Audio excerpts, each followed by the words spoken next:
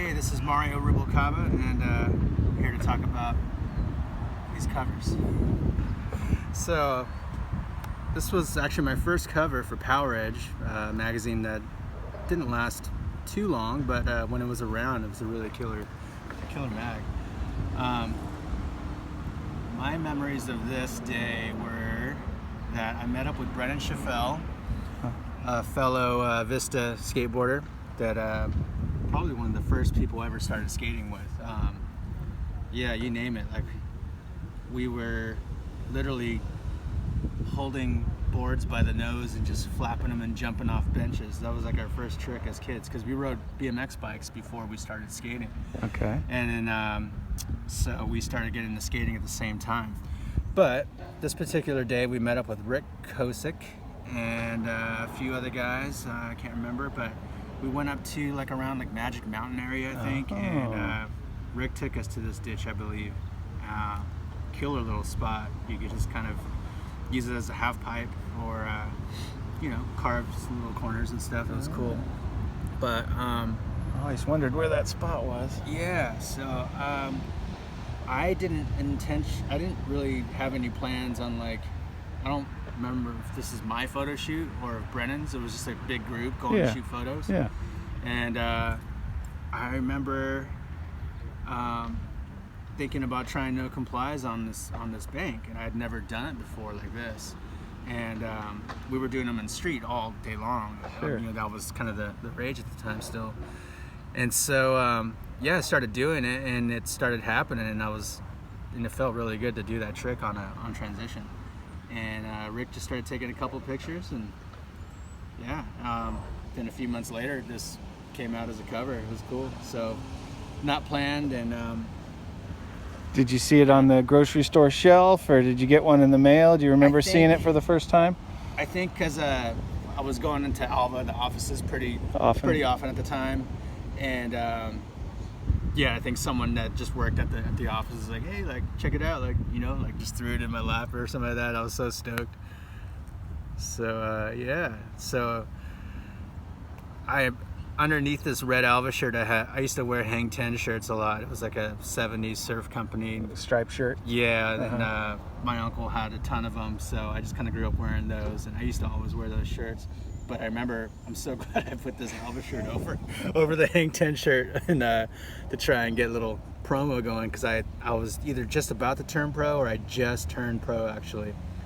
So I had a board coming out, and now that I think about it, I was wearing these Stussy overalls that I had got. You can't really tell, but that's where I used to just fold them down, but they were actually like the most comfortable things to ever skate in, because they were baggy, but they were still kind of tapered, and it was before like skating got like to the raver stage. But yeah, man, that was a fun day. Pretty vivid memory of this day. Awesome. This day here totally caught me by surprise. I remember getting a call from either like Ortega or Ned or someone, and Hensley. This was the point when Hensley lived in this trailer house in downtown Vista, and that was like the hub hangout for all of us VSL skate local dudes. And we'd meet up at Hensley's trailer and just hang out for hours, go skate, come back, hang out for hours, or go take a trip somewhere and go skate all day. And this particular day though, I remember like getting the call and being like, hey, like, meet up at Hensley's, we're gonna go up to San Clemente. And then we heard that Dan Sturt went up to this Pico pipe, and he went there at like the crack of dawn and took all this paint and all spray paint, and he painted all of this in there and spray painted all of this. Did it all by himself. Even got like some workers, I think, to like clear out some of this dirt and stuff over here. And this was a shoot that was supposed to be for Hensley when he was filming for the H Street video. He had wanted to do some stuff here, so we just went up to tag along. And all of us, like big crew of Vista skaters, probably like 10 of us. The only 2 people that skated the pipe me and Hensley. Everyone else was inside the pipes smoking and yeah, you can see doing somebody stuff. right there. I actually think that's Hensley holding the flash. Oh, wow. And no one else wanted to skate the pipe. Everyone else was just kind of like mostly skated street. 'Cause it's pretty small diameter pipe, right? It was tight, yeah. It was definitely tight. But like at that time, it was like a kind of a Vista street locals and Vista ramp locals, Yeah. and they were two different things. And I was one of the only ones that kind of merged with both. I skated vert all the time, and then I'd go skate street. Yeah. Or I'd just run ditches or pipes. You know, it didn't matter. So this was the Pico pipe. Was it right under the 5, or was it just off of Pico Boulevard somewhere? Yeah, just off Pico Boulevard. So if you were heading north, you would get off Pico and go right, and there's like a McDonald's there. Yeah. It's kind of like across there. Now it's all Developed, stuff there, but yeah. before it was just kind of like bush and fields and coyote land. Wow. But yeah, so I was skating with Matt. Matt had filmed some stuff, and then Sturt, thinking the way he thinks, which is like no one else, was like, hey, like do a couple doubles routines, lines. Yeah. And so we started doing some doubles things. If you look in the A Street video, we're doing that. And then he started asking me to fakie pump into as high as I could go. And he's like, oh, you think you could tweak it? And he's like, tweak your foot back like a rock and roll or something like that, and just really scrunch up into it. Like he really had a vision for this as he was speaking. And so I just started trying to tweak it as much as I could. And and then he got these shots. And then, walked into Transworld or Alva, and then boom, this kind of came out unexpected. So, that's my first Transworld cover. Awesome. And like I remember from skating this pipe, when I was skating it, like it just was like when I was doing this, it didn't feel like I was as high as I was, like. But now that I think about it, I'm like, it's pretty overt. Yeah, at the time. And it looks like it. It was like a really cool like whip sensation where it happens so quick and you get down. But yeah, man, that was a really fun day. And then we just went and bombed hills after that. So just another day in the life of a bunch of Vista skateboarders. Yeah. And then this Transworld. So this one, I had just cut the dreadlocks, and Alva had just kind of broken off from. They went into two different things. So Alva went his direction, and then the other half of the people started a company called New School. So this is when World Industries kind of started changing things, and street started becoming just dominant everywhere. Yeah. But at this point, I was going up to Venice a lot and skating with Dune and Jason Lee, and I think I was seeing a girl that was roommates with Dune, so I was staying at their place all the time and skating up there. And also I would skate with my buddy Dan Clements that played in an awesome band called Excel. So we'd go skate the Santa Monica curbs all the time, skate Venice. But Jason and Dune and Chris, they were both taking acting lessons at the time. So this was right before Jason became or was an actor, full-time actor. He's always been an actor at heart. He always had it. Yeah. But they were going to acting lessons, classes, whatever. And but we'd go skate all the time too.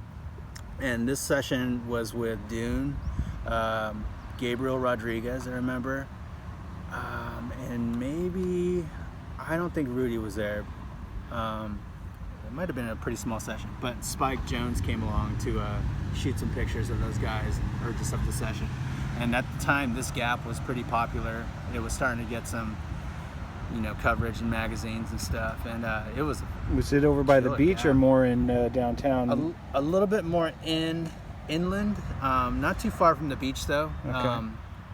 In this weird hilly kind of upper class sort of section that was just a little east of Venice, I think. Yeah. And it had a really killer bump to that you could really boost off of it, and I was just. At the time, I was really into doing shifties, and Yeah, so this was the perfect feeling you could get off of it. You could boost off of it and tweak them and land into this. You can't see it, but it was a nice transition landing in there. I was still riding Thunder trucks, and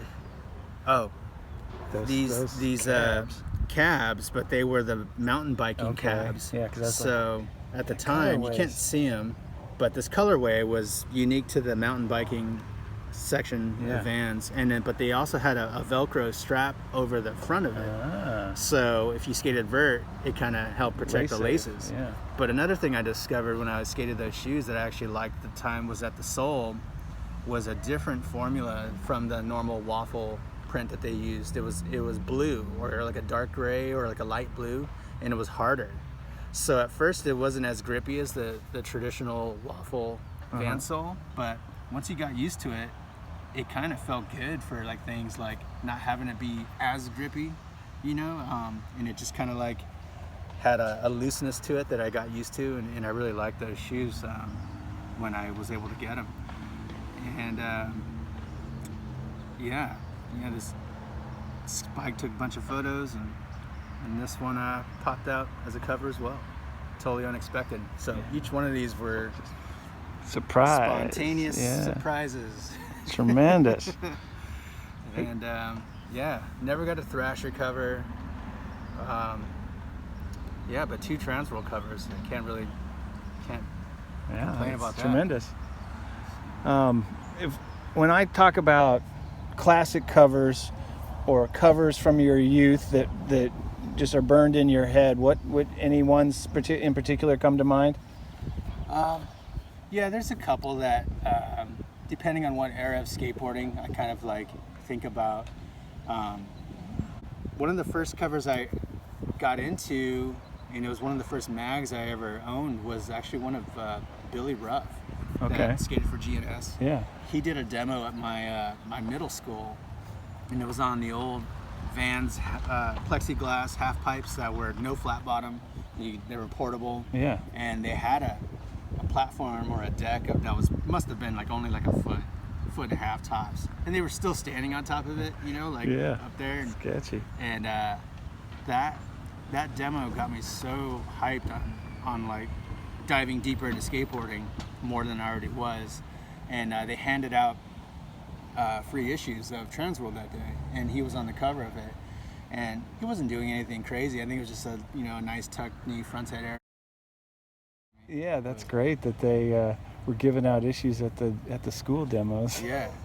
So, and how much that impressed upon you to like dig into the history or to learn more about skating. For sure. Wow. I don't know, but just any of them with my heroes, Chris Miller or like Hosoi, Tom Grholski, Blender. Like I liked the guys that were kind of the pioneers of doing lip tricks, Blender, Grholski in particular. He was the one that, for me, like learning like ollie to Smiths or ollie to like just hit your back truck, and the coping was like, I saw him like do those first. So he was kind of a big inspiration, and like lip slides as well. But like Blender, of course, always had like really cool ways of just doing goofy shit, and making it just look like the funnest thing ever. Running up to the transition and jumping into like a lean to tail, like stuff like that. I still like do stuff like that. So just keeping skateboarding fun. Those guys, put that meaning into my head. Yeah. And still here.